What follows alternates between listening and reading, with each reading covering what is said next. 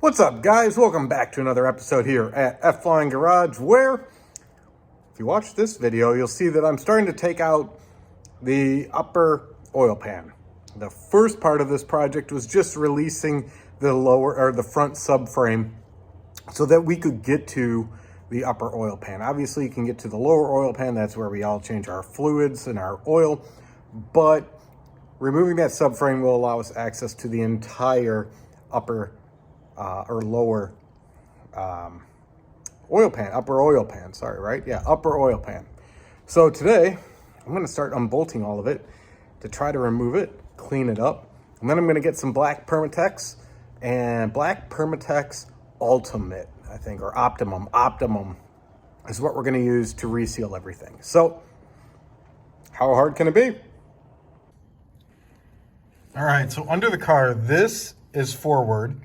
This is the rear of the car, and we have all of these bolts that I got to take out. This is another little oil pan here.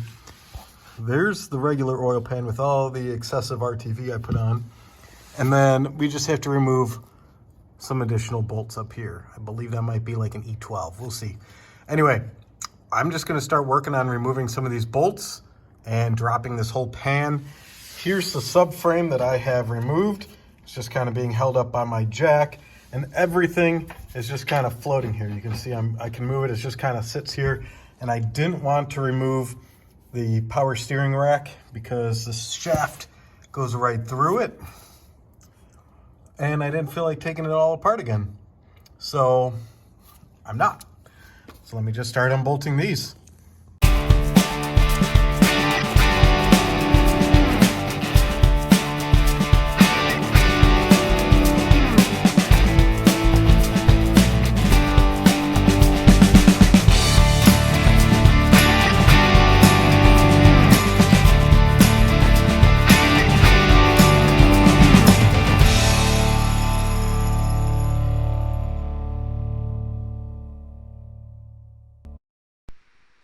As you can see, I got the lower front oil pan off.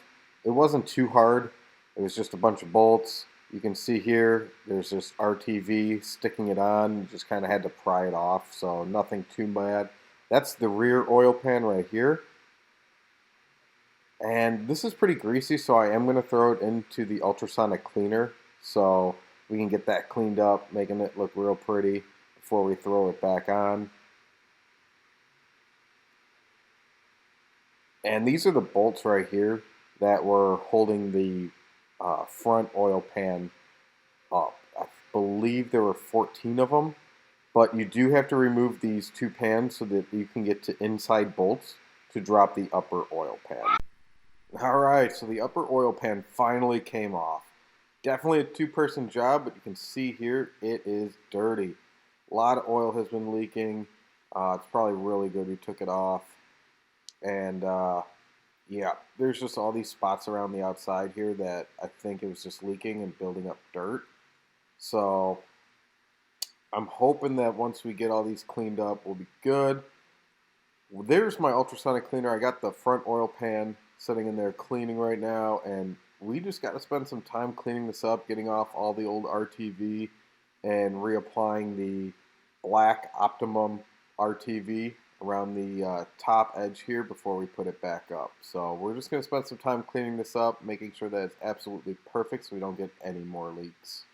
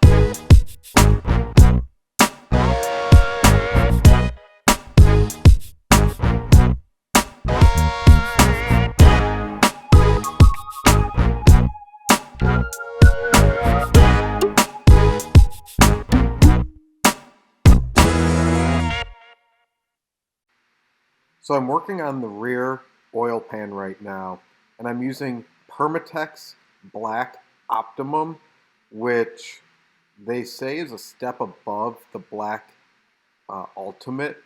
I think you could probably get away with using either one, but with the Optimum, it just gives you that, I believe, extra flexibility and higher heat, or I forget what it is, but I just decided to spend a little extra and get the Optimum for this project. So feel free to use whatever you guys want.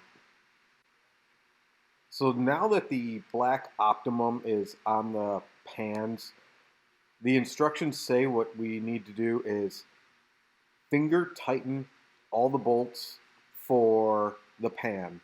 Then you got to wait 1 hour, and then you can torque everything. So right now, I'm just putting up the big upper oil pan, waiting my hour because I can't put the other oil pans on right now as they have inside bolts that we still need to tighten. So it's going to be a multi-step process, and just once you torque the inside bolts, then you can go and put on the back and the front oil pan and repeat the process. Wait an hour and then torque them down. Then you got to wait 24 hours until oil can touch the surface. So I'm just waiting a little while to finish up the subframe, and then before I drop the car, I will add my oil. But it's really not hard. You just got to be meticulous in following the instructions, as you kind of probably don't want to have to repeat this project anytime soon. Well, the Permatex has had time to cure.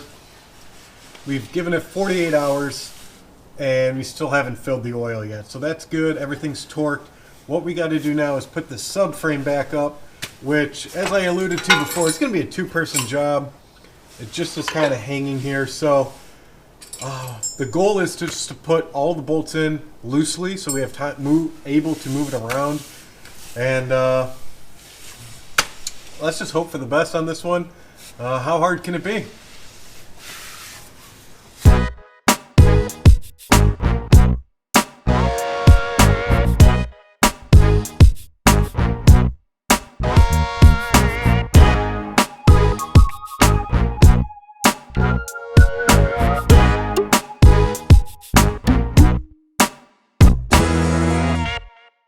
Just putting in the last few bolts here, and the subframe is good. Then it's just the trim and some control arms. So don't forget these two that you have to get from up top.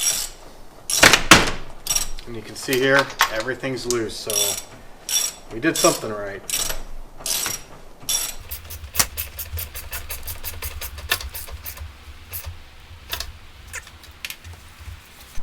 All right, so as you saw it, we took down the subframe, we took down the oil pans, redid all the gaskets with Permatex Optimum Black, and put everything back. And it's sitting on the ground, it's ready to go. I left off the two back belly pans just to make sure that the oil leak is for sure taken care of. I really hope so. If not, it might be the rear main seal. Let's hope not. So it really wasn't that bad. Having two people definitely helps, but it's done. Took me a weekend. Not bad at all. So anyway, I hope you found this enjoyable, informational, educational, all that good stuff, because not too many people take on this project. So thank you for sticking with me, watching this, and until next time, make sure you subscribe, like this video, and keep sharing. Take care, guys.